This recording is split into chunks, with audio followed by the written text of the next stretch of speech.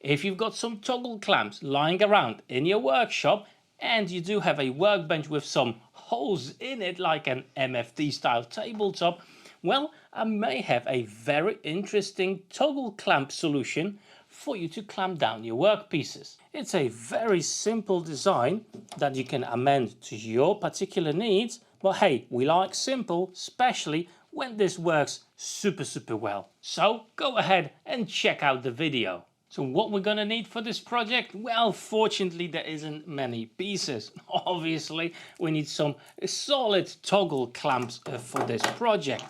Then we're gonna need some 20mm dowels, as well in my case they need to be 20mm, as that's the size of the holes in my workbench. Then some large bolts with a washer and a wing nut, or if you do have some star knobs you can use that as well.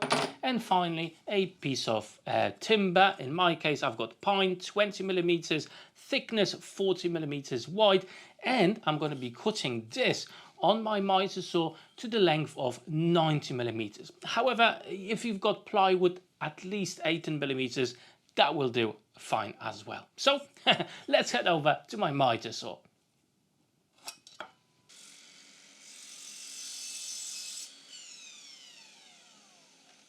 As we are still with our miter saw, let's now shift the angle to 45 degrees and we'll cut the dowels.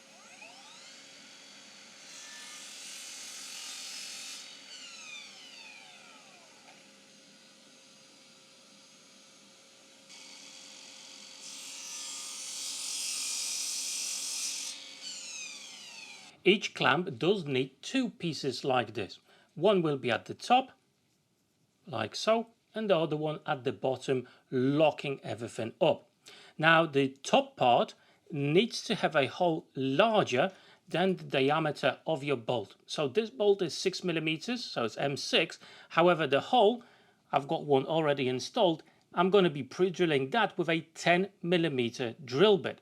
Now the bottom part, the hole in this will be with 6mm drill bit, just to accommodate the bolt itself. And the bolt I have, as you can see, it does have this square top over here. So basically I'm going to hammer that inside of this piece so it stays in place and it doesn't shift. So from my recommendation, this is the best. However, normal bolt with a square head will be fine as well. You just would have to create a larger hole to accommodate for the head and just hammer it in so it won't spin on you as you do up the pressure. But I'll show you that in a second. First of all, let's pre-drill the holes.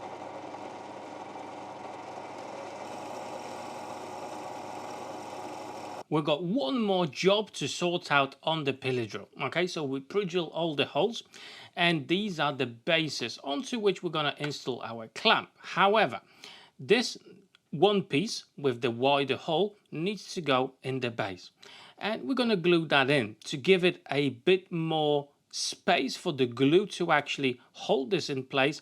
I'm going to use a 20mm Forstner bit to create about 5mm deep hole over here for this to slot inside, and then I will finish it off with a 6mm drill bit for that bolt to go through.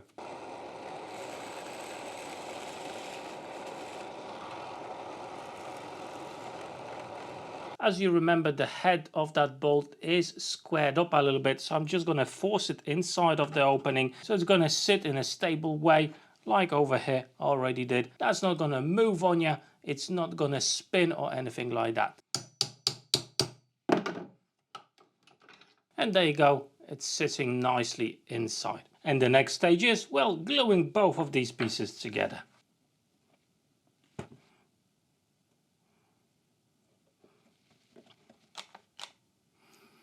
I'm going to clamp it up and leave it for about 20, maybe 30 minutes for the glue to set. With the glue now set, what we need to do is to install our clamps. Just going to mark the position, pre-drill them and attach them with some screws. And now it's time for the final piece of the puzzle. Let's put it together. It goes just like so. Now let's add a washer, wing nut.